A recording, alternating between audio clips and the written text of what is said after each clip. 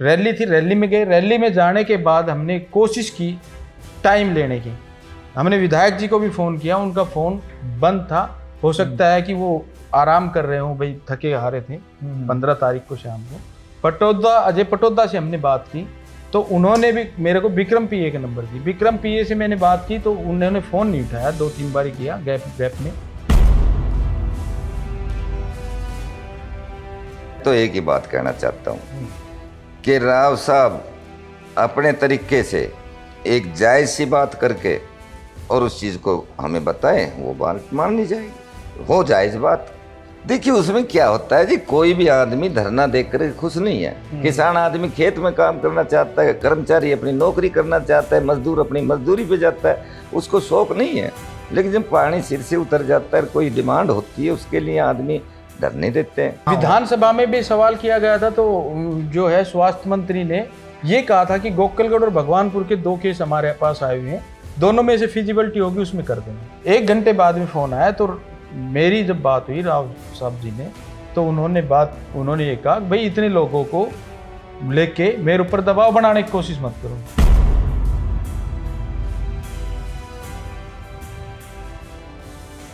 उन्होंने अपनी छवि खुद खराब की है, क्योंकि अगर वो शहबाजपुर का ग्राम सभा का लेटर वो किस लिए निकाला है उन्होंने।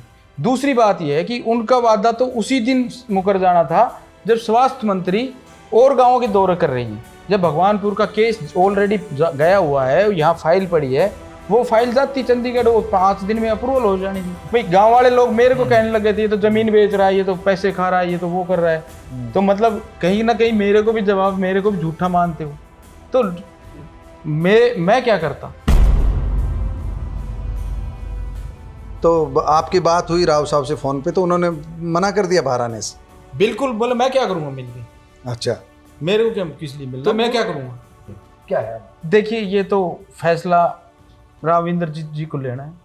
जब उन्होंने वादा किया था तो उनको अस्पताल बनवाना चाहिए, अपने वादे पे रुकना चाहिए। और अगर वो नहीं बनवाते हैं तो वो हमारी ज़मीन जो है वापिस उन्हीं को करवानी चाहिए। वो बताएं कि क्या करेंगे। तो ये रहा कि लक्ष्मण यादव नहीं थे उस दिन, जो है लक्ष्मण यादव नहीं थे, तो उसके पहले तो उन्हीं का बनता था। स्वास्थ्य मंत्री का भी बाद में, पहले तो उन्हीं का बनता था।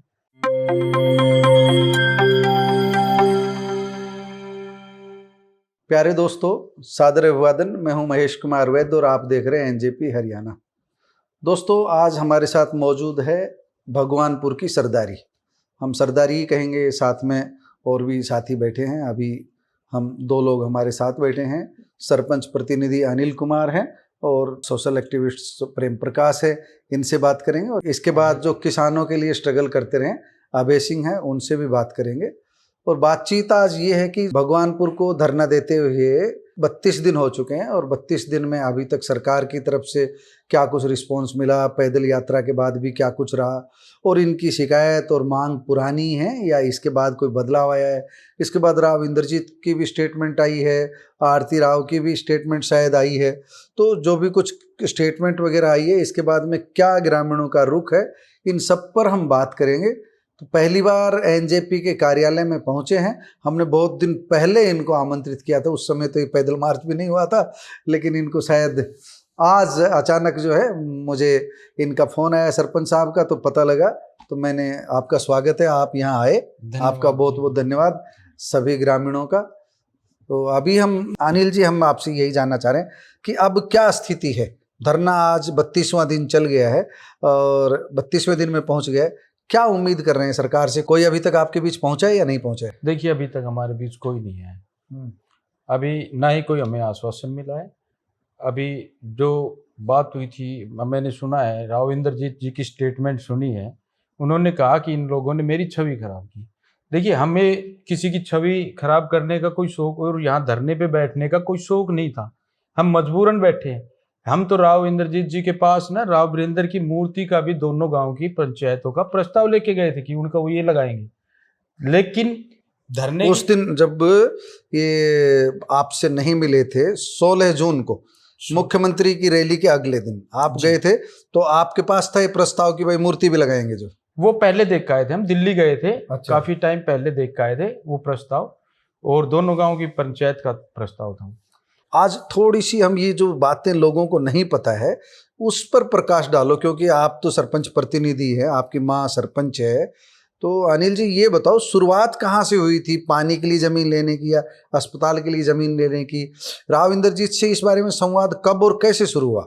ये हमारी बात है 2023 की जी, 23 की बात है। 23 में बात हुई थी, फिर उन्होंने जो है वहाँ का गोकलगढ़ का हो गया था 2023 में। 2023 में गोकलगढ़ का केस भेज दिया गया था। गोकलगढ़ का केस भेजने 23 में तो ना तो आरती राव स्वास्थ्य मंत्री नहीं, थी उस ना टाइम- चुनाव हुए थे। नहीं, उस टाइम नहीं थी। अच्छा अच्छा। उस टाइम नहीं थी। गोकलगढ़ का केस भेज दिया था। गोकलगढ़ के केस के बाद जब अब दोबारा से सरकार आई है तो उस दौरान बीच में हमारे गांव में वाटर टैंक के लिए 3 बार पंचायत हुई। गांव के लोगों ने मना कर दिया, डीडीपीओ साहब भी गए थे, गांव के लोगों ने मना कर दिया था। जो हमारी बात हुई थी वो अस्पताल के एवज में बात हुई थी। जी। फिर दोबारा से गोकलगढ़ का केस कैंसिल हुआ, फिर टीम गई। मेरे को पता लगा कि टीम आई है, फिर इन लोग हेल्थ डिपार्टमेंट की टीम गई, हेल्थ डिपार्टमेंट की टीम तो वो भेजी तो नहीं, होगी हेल्थ किसी न किसी ने। जो हेल्थ डिपार्टमेंट की टीम जो है वो किसी के निर्देश पे आई होगी, लेकिन उनके साथ नहीं नहीं, आपको नहीं लगता कि वो राव इंद्रजीत ने भेजी होगी?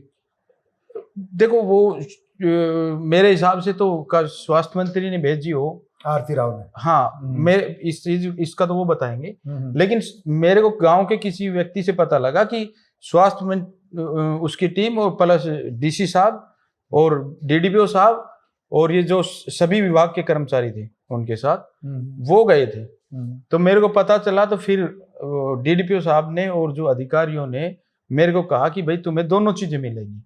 अच्छा, अधिकारियों ने कहा? हाँ। तो इसका मतलब कहीं ना कहीं अधिकारियों, सबसे पहला आश्वासन अधिकारियों ने दिया। पहले तो राव साहब जी से बात हुई थी। अच्छा, जो ये रिकॉर्डिंग थी ये राव साहब जी से बात हुई थी, और ये उससे पहले की बात है? ये हाँ, गोकलगढ़ का जाने से पहले की बात है। गोकलगढ़ का प्रस्ताव रद्द हुआ उससे पहले की? जी, उससे पहले की। अच्छा। फिर उसके बाद गोकलगढ़ का जब नहीं हुआ, पानी के लिए मना कर दिया, फिर इन्होंने कहा कि आपको दोनों चीजें देंगे। फिर हमें राव साहब से मुलाकात करी, राव साहब ने भी हाँ भरी कि दोनों चीजें आपको देंगे। और हमारा कहीं ना कहीं केस जो है भिजवा भी दिया था। दोनों केस हमारे चंडीगढ़ चले गए थे। चंडीगढ़ जाने के बाद में एक फाइल तो अप्रूवल हो जाती है, एक फाइल में कुछ करेक्शन के लिए आ जाता है। करेक्शन के लिए जब आता है उसके बाद में ना भगवानपुर की 2 फाइलें थी। हाँ, वो फाइलें करेक्शन भी हो गई थी जी। मैं नक्शे वक्शे देख के, पटवारी से सारी चीजें देख के, करेक्शन करवा के वो फाइलें जाने के लिए रेडी हो गई थी। पता नहीं क्या हुआ कि वो फाइलें यहाँ होल्ड करवा दी गई। रेवाड़ी ओके होकर के आ गई? रेवाड़ी, हाँ। तो मतलब रेवाड़ी जब तक फाइल आई उस दिन तक राव इंद्रजीत सिंह पॉजिटिव थे या आरती राव पॉजिटिव थी? ये आपको पता है कौन पॉजिटिव थे, या दोनों पॉजिटिव थे जो फाइल आई? दोनों ही पॉजिटिव थे, क्योंकि जो तो विधानसभा क्या टर्न कहाँ विधानसभा में भी सवाल किया गया था, तो जो है स्वास्थ्य मंत्री ने ये कहा था कि गोकलगढ़ और भगवानपुर के 2 केस हमारे पास आए हुए हैं, दोनों में से फिजिबिलिटी होगी उसमें कर देंगे। तो गोकलगढ़ कैंसिल, मतलब उस दिन तक भी सही थी सब? हाँ, उस दिन तक भी सही था। तो ये जब लगा कि अब दरार आ गई है, अब भगवानपुर से राव इंद्रजीत या उनकी बेटी आरती राव का मोह भंग हुआ है, वो स्थिति कब आई? देखिए, या आपको कब लगा? वो जब स्वास्थ्य मंत्री यहाँ पे आई है साइट देखने, गोकलगढ़ देखी पहले, फिर हमारे गांव में आई, फिर माजरा सोराज गई, और 3 गांव की देखी थी पहले फर्स्ट राउंड में।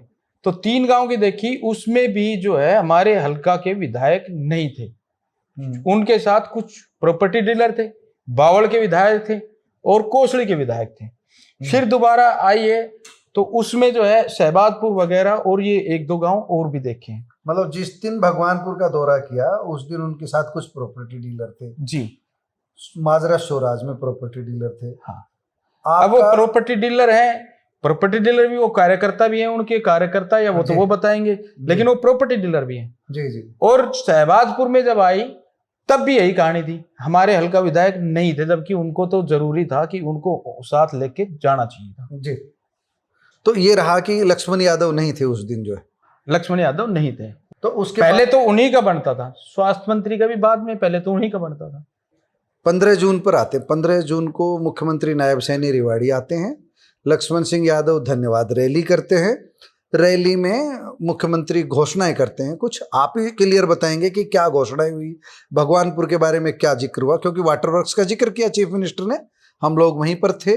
उसके बाद कब अचानक ये गांव वालों का प्रोग्राम बना, भगवानपुर का, आसपास के लोगों का, कि भाई हमें 16 जून को सुबह सुबह राव इंद्रजीत के घर पर चले जाना चाहिए, वो कैसे बना? और 15 तारीख को जो घटनाक्रम हुआ उसके बाद क्या कब हुआ, वो थोड़ा सा टाइमलाइन बता दीजिए आप।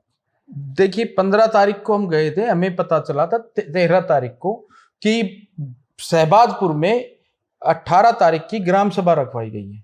13 को पता चला, 13 तारीख को तो किसी माध्यम से पता चला कि मैं इसमें आपको ये पता चला कि राव इंद्रजीत या आरती राव ने ग्राम सभा रखवाई है, या ये पता चला कि ग्राम सभा रखवाई है? ग्राम सभा का पता चला था। अच्छा, ठीक है। तो उसके बारे में जब पता चला हमें, तो हमने गांव की जो है पंचायत में हमारे बुजुर्गों ने ये कहा कि भाई राव इंद्रजीत जी जो है वो हाँ भरेंगे, तो हाँ भरी है तो वो मना नहीं कर सकते, कोई ना कोई तो उसमें लॉजिक होगा, कोई कारण होगा। हम एक बार उनसे मिलेंगे, बात करेंगे, बात करने के बाद फिर देखेंगे भाई क्या बात है, उन्होंने हाँ भी की है या नहीं की है, तो उनसे जाके एक बार बात करेंगे, मिलेंगे। हमारे जो बुजुर्ग है 13 तारीख को, हाँ, उन लोगों की भावना जो है उनको ज्यादा जुड़ी है, और वो लोग कहते हैं कि राव जी इंद्रजीत जी जो वादा कर लेते हैं वो कभी जो है वो तोड़ते नहीं है, उनकी जो कह दिया वो पत्थर की लकीर है। तो उन लोगों के भी दिमाग में था, और वो लोग जो है फिर बोले हम वहां चलेंगे। हम लोग जो है सुबह, हमें 15 तारीख को रैली थी, रैली में गए। रैली में जाने के बाद हमने कोशिश की टाइम लेने की, हमने विधायक जी को भी फोन किया, उनका फोन बंद था, हो सकता है कि वो आराम कर रहे हो, भाई थके हारे थे। 15 तारीख को शाम को अजय पटोदा से हमने बात की, तो उन्होंने भी मेरे को विक्रम पीए का नंबर दी। विक्रम पीए से मैंने बात की तो उन्होंने फोन नहीं उठाया, 2-3 बार किया गैप में। फिर अजय पटोदा जी के पास फोन किया, फिर कहा मैंने, तो उन्होंने कोई रिप्लाई नहीं दिया। मैं जी हमें जो है ना सिर्फ 5 मिनट का टाइम दिला दो, और हमें पता चला है कि राव साहब यहाँ 10 बजे तक यहीं पे हैं, तो हमें 5 मिनट का हमारा 15 को बात कर रहे हो आप? हाँ, हमारे दोनों गांव की पंचायत मिलना चाहती है, हमें बहुत जरूरी है मिलना। 15 तारीख को फिर नहीं बात हुई, तो हमने ऑफिस वाले फोन पे फोन किया, मैंने उन पे फोन किया, तो उन्होंने कहा भाई टाइम राव साहब पास नहीं है, टाइम नहीं मिलेगा। हमने फिर कहा कि भाई वहां जाएंगे तो 2 मिनट का टाइम तो दे ही देंगे, इतना टाइम निकाल। मतलब आपने उन्होंने टेलीफोन पर जब बात हुई 16 तारीख को, 16 को सुबह, 15 को शाम को, तो उन्होंने कहा कि भाई 16 को आपको टाइम नहीं मिल सकता। हाँ। लेकिन आपने विचार किया कि जब 10 बजे तक यहीं है तो हम लोग चले जाते हैं, 2 मिनट के लिए तो मिलेंगे, 2 मिनट के लिए मिल ही लेंगे। हम लोग गए वहां पे, सुबह 7-8 बजे पहुंच गए थे। 8 बजे पहुंचने के बाद हमने उनसे रिक्वेस्ट की, जी हम ज्यादा टाइम खराब नहीं करेंगे, हमें सिर्फ 5 मिनट का टाइम दिला दो। बोले वो नहा रहे हैं, अभी बात नहीं हुई है। और उस दिन सोमवार का दिन था, सोमवार को मिलते भी है, मगर सोमवार को मिलेंगे, हमारे दिमाग में ये भी था। 16 तारीख को सोमवार का ही दिन था, ठीक है, जो राव साहब जी ने कही मैं हर सोमवार को दिल्ली नहीं होता यहाँ, तो यहाँ मैं मिलता हूँ, मेरा दरबार खुला रहता है जी, तो हम इसी वजह से सोमवार को वो मिलेंगे। ठीक है, हम गए वहां, हमने रिक्वेस्ट की 5 मिनट की। अब 5 मिनट के आपने पीए के थ्रू मैसेज भेजा? हाँ, वहां पे जो बैठे होते हैं ऑफिस में जो ड्यूटी कर रहे हैं, हाँ, उनके थ्रू।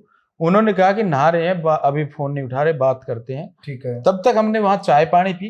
तो उसके बाद में उन्होंने जो है फोन आया 1 घंटे बाद में, तब तक कुछ कहते रहे, कभी कुछ कभी कुछ। 1 घंटे बाद में फोन आया, तो मेरी जब बात हुई राव साहब जी ने, तो उन्होंने ये कहा भाई इतने लोगों को लेके मेरे ऊपर दबाव बनाने की कोशिश मत करो। अच्छा, मतलब आप लोग ज्यादा चले गए थे? कितने थे संख्या में? थे 250-300 लोग थे। 250-300 जी बिल्कुल। आप 250-300 पहुंच गए थे 8 बजे, तो वो उसके पीछे आपकी 250-300 लोगों के जाने के पीछे क्या मंशा थी?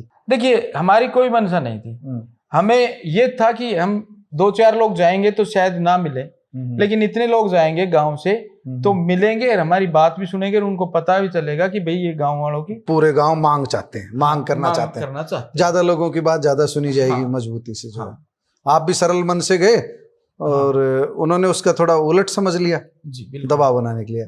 तो फिर आपसे टेलीफोन पर बाहर पीए ने बात करवाई, बात कराई उन्होंने। फिर उन्होंने कहा कि मैं नहीं मिल रहा।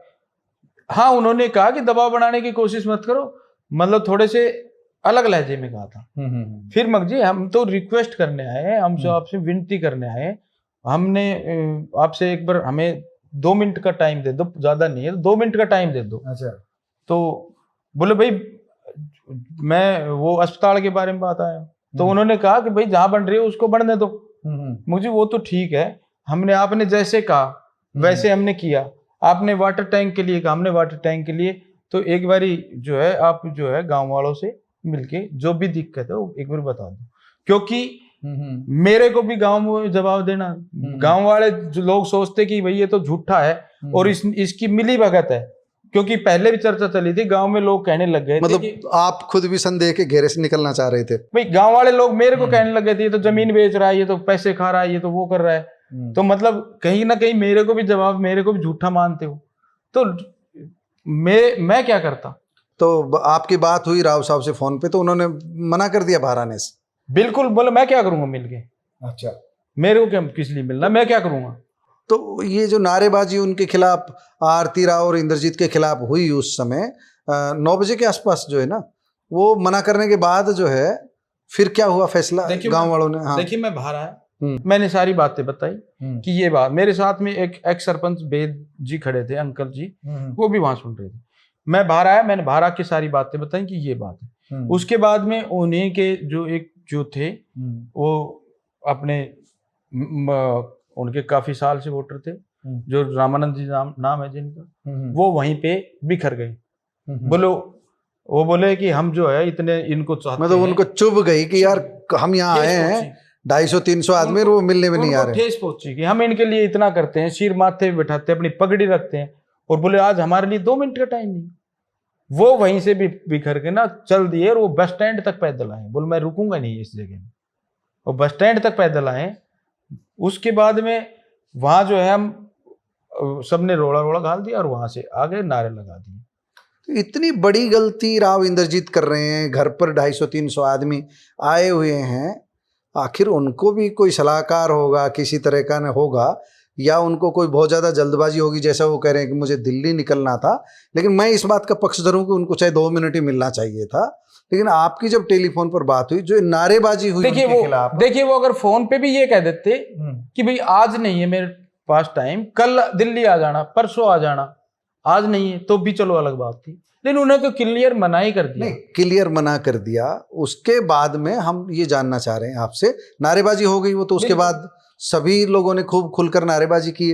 धरने का फैसला कब हुआ? राव इंद्रजीत की कोठी पर ही हो गया था कि गांव पहुंच करके फिर पंचायत हुई? क्या हुआ? गांव में पहुंचने के बाद गांव पहुंचे फिर? जी। तो उसके बाद जो है फिर गांव वालों ने लिया भाई हम धरना लगाएंगे भगवानपुर में। हाँ, जब तक हमारा ये नहीं सुनी जाती है हमारी आवाज, जब तक धरना लगाएंगे, क्योंकि उसमें हमारे जो बुजुर्ग को बहुत ही ठेस पहुंची है। और इसमें महापंचायत के तुरंत 1 घंटे बाद हमारा एक बुजुर्ग एक्सपायर हो गया हार्ट फेल होने से।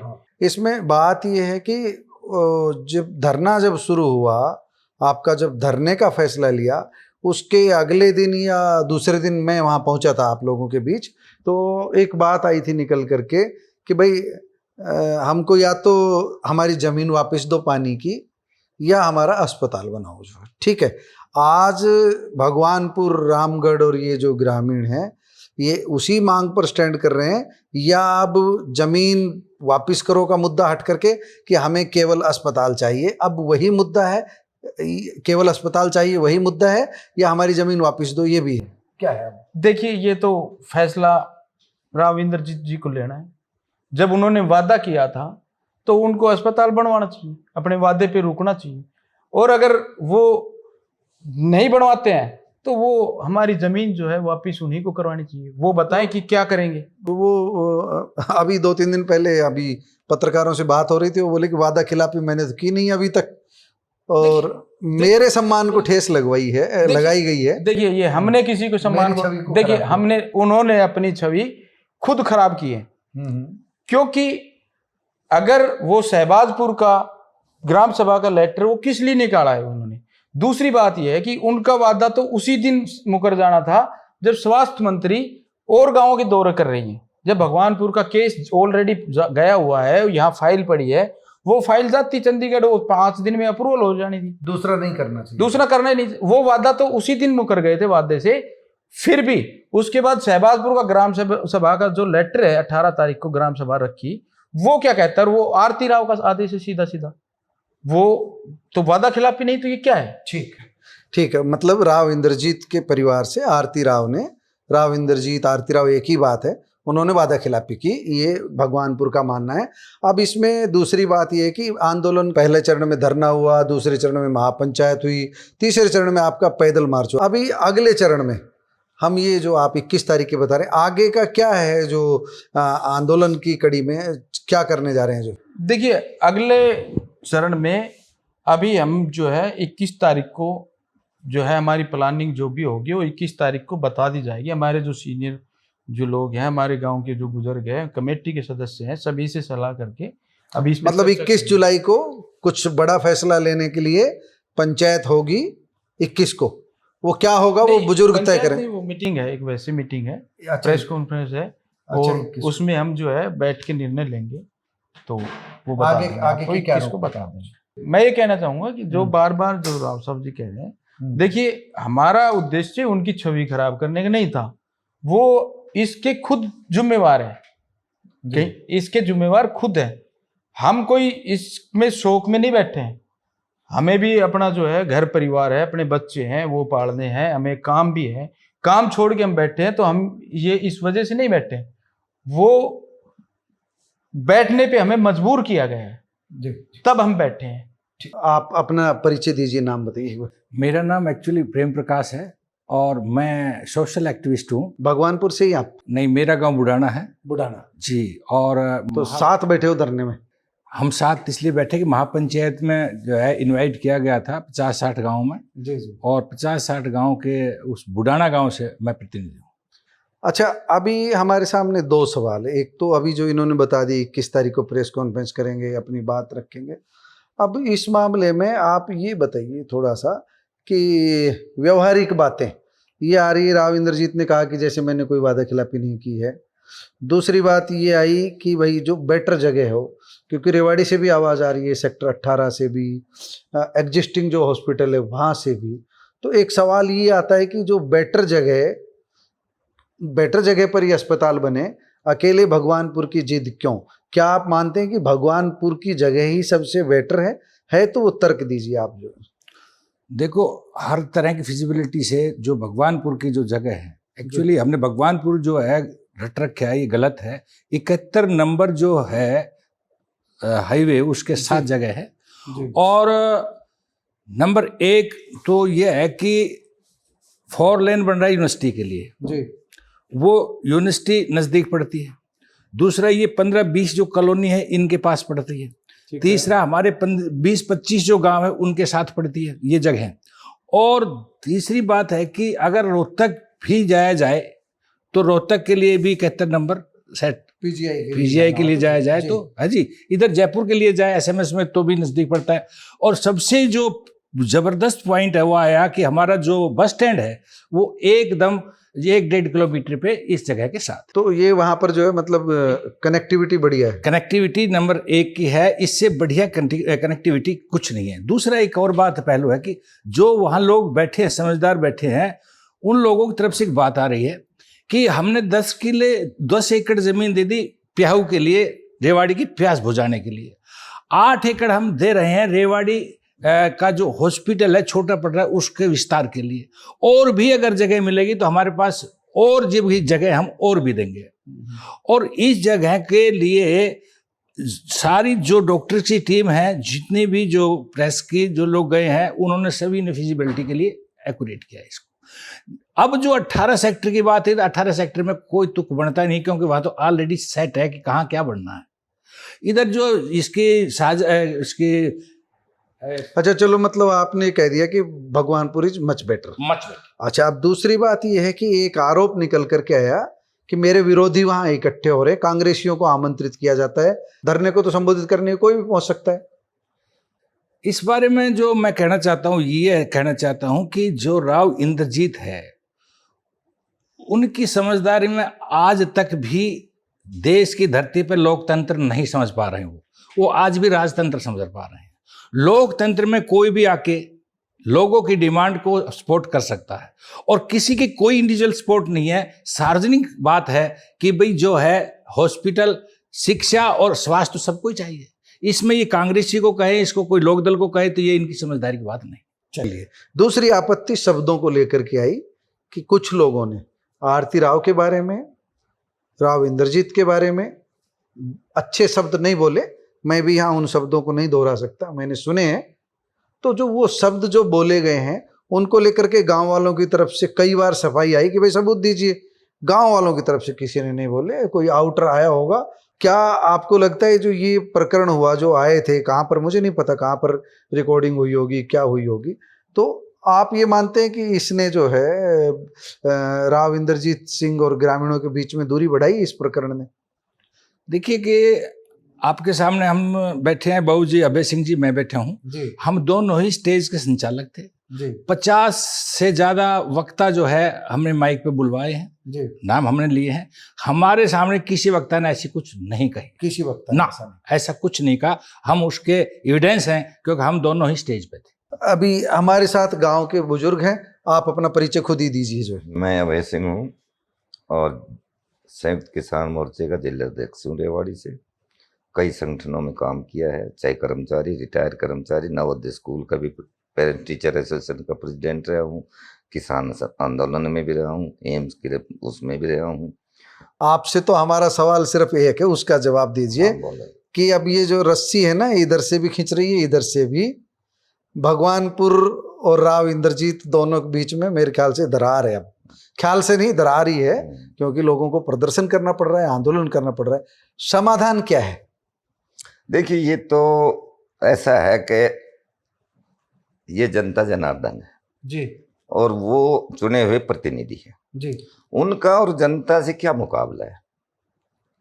वो ही इस चीज नहीं, मुकाबला क्यों नहीं, जनता ताकतवर होती है। नहीं, ताकतवर तो जब होती है ना, जब वोट के टाइम होती है। वो तो अभी अपने आप को राजा ही समझ रहे हैं ना जी, और लोग भी कहते हैं।